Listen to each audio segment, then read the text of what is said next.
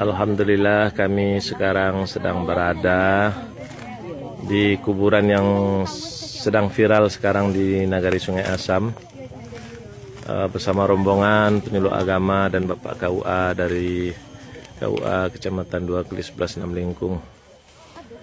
Inilah kuburan itu Bapak Ibu. Memang kita lihat dengan kasat mata. Dan kita lihat dengan mata telanjang memang seperti biasa tapi sangat unik karena tanahnya yang begitu meninggi dengan tiba-tiba. Ini kuburan ini terletak di kuburan kaum suku Panyalai di Nagari Sungai Asam, Kecamatan 2 Kali 11 6 Lingkung, Kabupaten Padang Pariaman.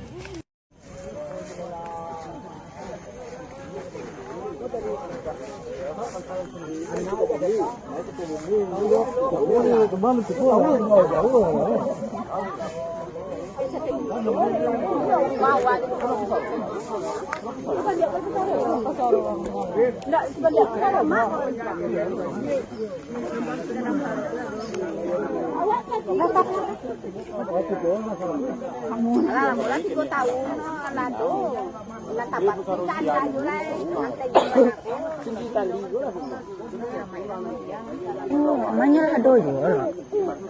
Alah hado tinggi mana? Aku baru tahu orang. Panjang ah. Dua mana? Tiga kuburan. Halo nang. Di muka tu cek. Kuburan tinggi di anu kuah di Sungai Asam. Halo orang besok tu mah. Tinggi.